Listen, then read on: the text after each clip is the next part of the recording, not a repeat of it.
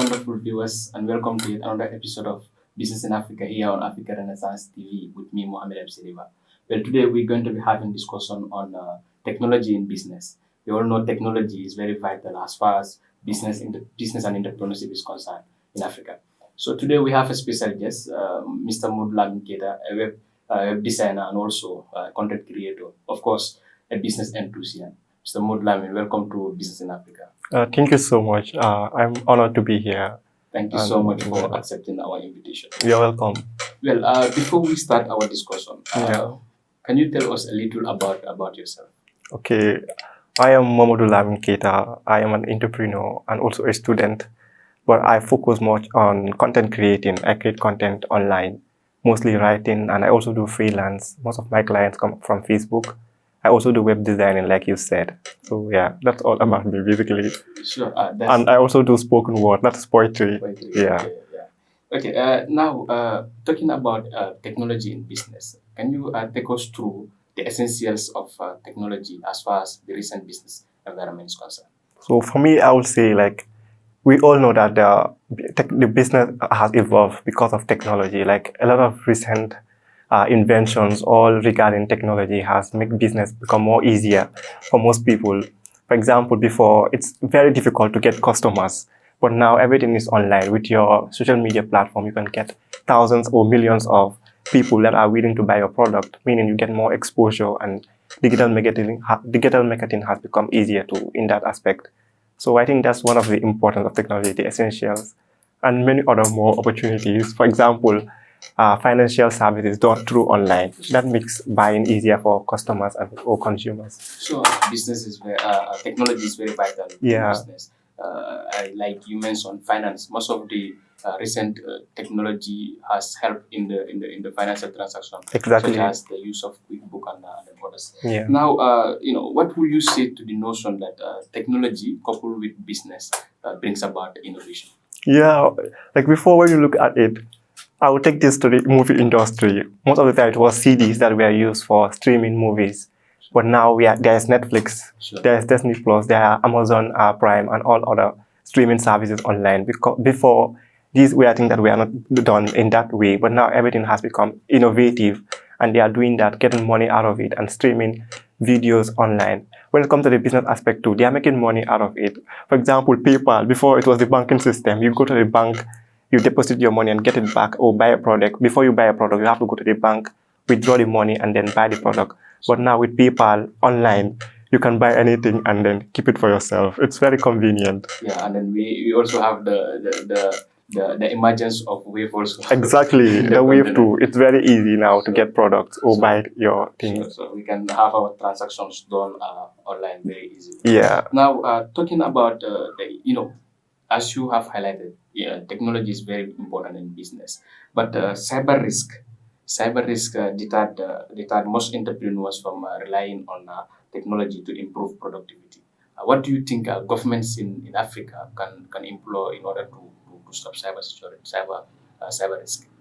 Well, cyber risk, it's something that is inevitable when we talk about technology. Like it has always been around, but I think with strict measures we can cope with the problem. And I think what most important thing the government should do is creating laws that will be fighting against cyber risks or security reasons.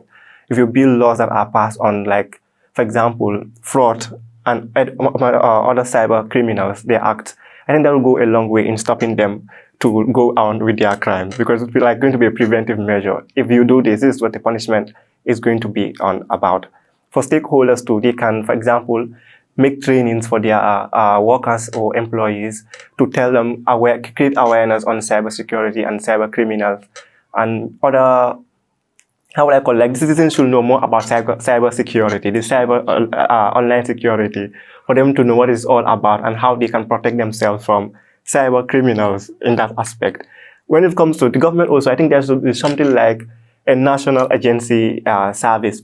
When there's a cyber crime, for instance, that institution should be on alert at the instant and help the victims of that cyber crime to cope with the situation and help them to recover from it. I think that will go a long way, because most of the time someone will go face something like cyber criminals will go through their problems and then they will have nothing to help them with to cope with it. Sure. So in that instant, if there's something that is going to help them, it will go a long way. So I think very, very, very important. Like if you have a law, that governs something, that's very essential in stopping that. Like you have to tell people, if you do this, then you will. Yeah, this is the penalty. This is the penalty. Yeah. But leaving it blank like that, it will not go. Yeah. Now, what are some of the necessities one needs to consider in Africa here?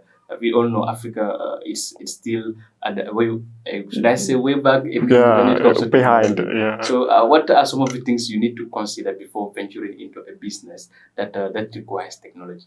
For the start, I would say capital. You need money because technology is not something that is cheap. It's not something that you get easy access to. So you need a lot of funding to go ahead with it, and also the know-how, the technical know-how. Most people hear about technology, but most are not willing to learn about it, to read books about technology or how to go about it when it comes to business. And that is very important. You have to know what it is all about and how to go about it to start your business and help you with it. So I think first you have to have the knowledge and you have to get the capital and learn from the right people, those who are technical gurus or know something about technology. It will really go a long way. Yeah, mentorship. Yeah, mentorship programs. Yeah, that is very important too. Now, like you've highlighted, technology is important. We all know it's very vital as far as business is concerned. Yeah. But still we have some misconceptions about the evolves of technology. Now, what are some of the misconceptions that we have with technology as far as business is concerned? Oh, the first will be like, when you use technology, you have more customers and you make more income. I don't think it comes that way. For example, most social media platforms, people think if you have a certain number of followers on Instagram, it means practically you're going to get more customers and you're going to make more sales. But that is not it. You can use technology, but you also have to position yourself in such a way that when people come to your brand or your social media platform, they'll be able to get the items or products you are selling. And that comes with strategizing your business, putting yourself out there. There are certain things you have to do to put your brand outside, and technology will not do that for you. You have to do that yourself as an individual. How you write, how you display yourself on social media, all that comes into play. So that is one myth that I think people are still battling with when it comes to social media. Misconception, about technology misconception. And the next is like finance issues. Like most people don't trust doing finance online. They think it's all about scam. But I can assure them that there are some security, security measures that are put in place to combat that.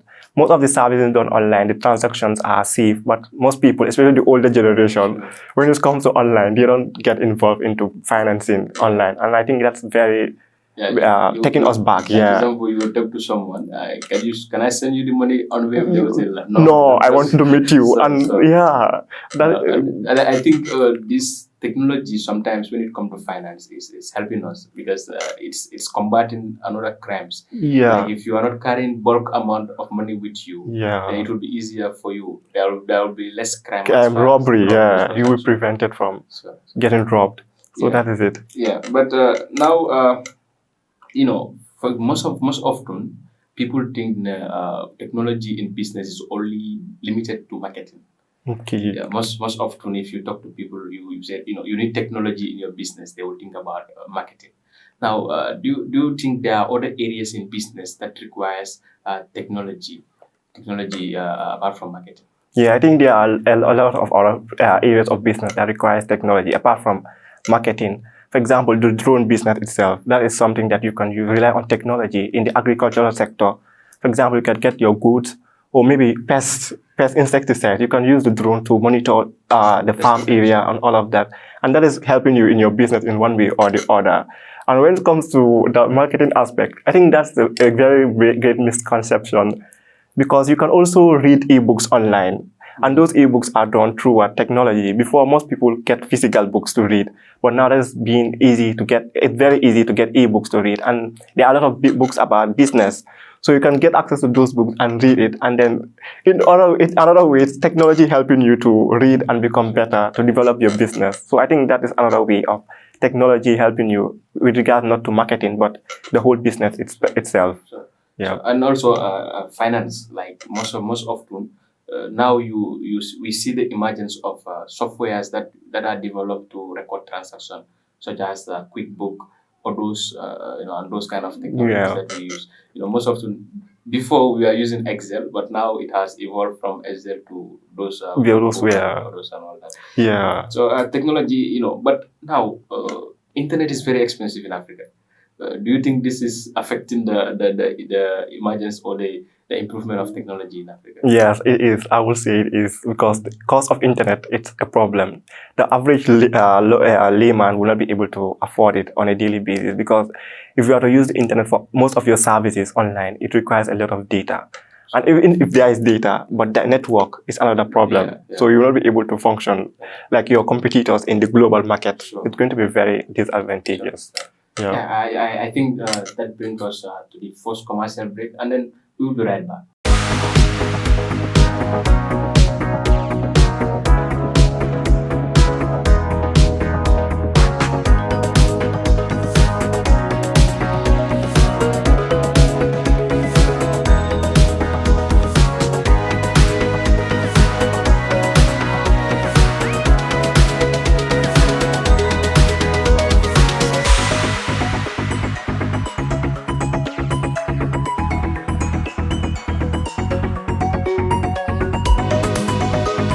Welcome back from that short commercial break.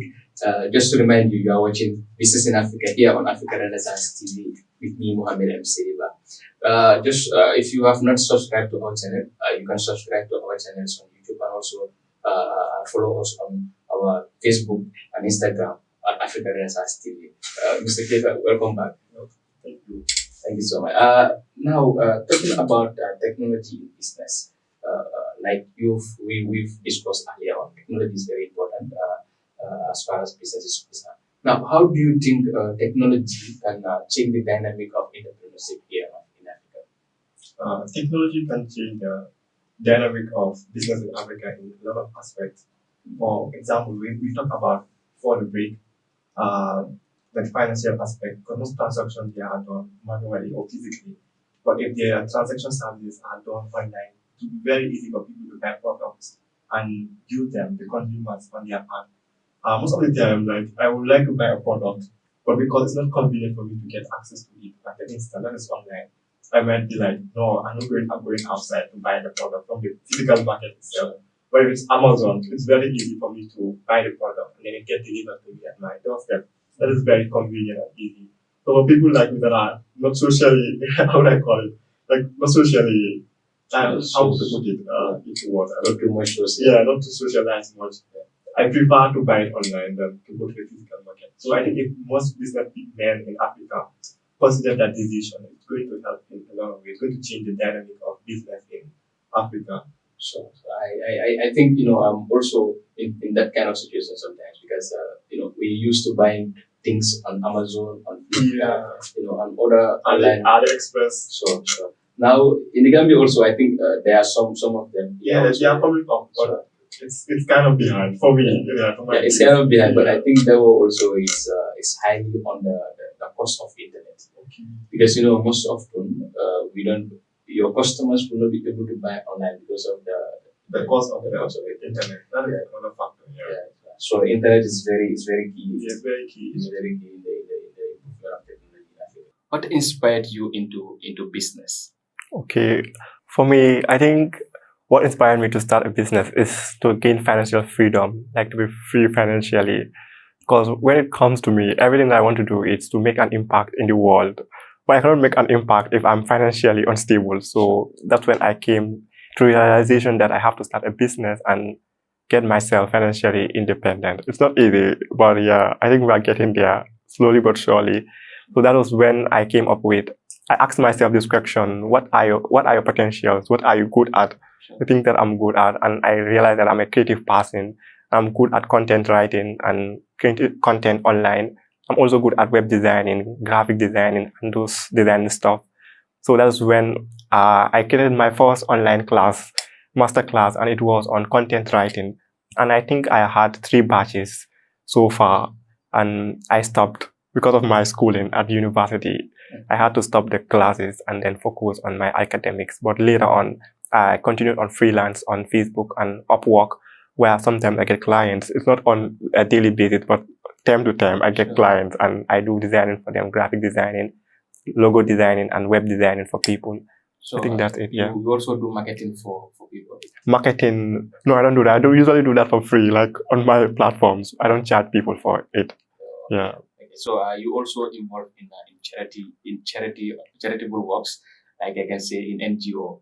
So can you take us through that? Did that affect your business? Because the concept behind charitable work, Non-profit, non-profit yeah. equality, and also your business. Did that affect your business? No, it didn't. The charity work started in 2021. I was still going to university, and I was also having a side hustle. That's the content writing job. And this guy called me one day and said, I want to create an organization. And at that time, the organization was not like known. It doesn't even have a name. That was when I gave it a name, We Grow Africa. And unfortunately, I had to go back to Spain in 2021.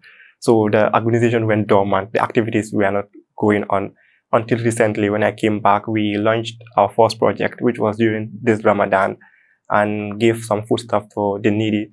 And just last month, earlier this month, we also launched our blood drive campaign at Mundo Maternal Hospital to provide blood for people, the patients that really need blood, the desperate ones, to get access to blood for free. I think that's it. But when it comes to affecting my business, no, because we are partnering with one organization, Baksowa. So they fund us in aspects, and other people also will message me sometimes on Facebook and say, we love what you are doing and we would like to help in our own way. So some little contributions here and there. Yeah. So I think it's very inspirational. Talking about the blood bank, giving bloods for free. Yeah. Most often you see people writing, so and so needs blood at the hospital. Exactly. And this kind of initiatives are very important, and I think it will be inspirational for our viewers. Thank you. Yeah, and now you also involved in consultancy, the MMM consultancy. Yeah. Can you take us through the MMM consultancy and the works and what you do? Okay. For M&M Consultancy, I started with a business partner. He's in the US. So the consultancy is all about helping people to establish their business, especially startups when it comes to business, like creating business proposals, helping them to create a credit profile. That when it comes to loans online, and that is, sorry, I said online. When it comes to loans from the bank, so I had to look it up. So when it comes to getting loans from the bank in the US, of course, and other business necessities. And on my part, what I do for the consultancy business is I help them with creating logos or whatever that they need, the brochure, the website, the graphics, anything that's related to that, and also other personal stuff. So you also involved in web development? Web designing, rather. Okay, yeah. Design. Now, we know business grows with challenges and threats. Do you face, what are some of the challenges? Of course, there are challenges you face. So what are some of those challenges that you face as far as your content writing and also your class that you conducted? What are some of the challenges you face, and possibly were you able to pull them? I think my first challenge was time management. Like, I'm one person, but I have a lot of things to do. I'm a student. I have my personal life. I love creating content, and for myself, like poetry, and also business. So it was very challenging when it comes to the time aspect. So what I had to do was to plan my day and put it in a timetable format, like the number of hours I have to study, number of hours I have to spend online when it comes to the business. Because whenever I'm on my phone, it's either I'm reading or doing something that's productive. I also get entertainment, but that's not much. So I put everything in. I created a system to help myself, a guide, how to manage my time in that aspect. Yeah. I think time management is very important. Very important. Yeah, because looking at the most important aspect to read in business is time management and also risk management. Yeah. These are two things that have to be implemented. Exactly. Now, now finally, we know there are a lot of unemployment issues in Africa here.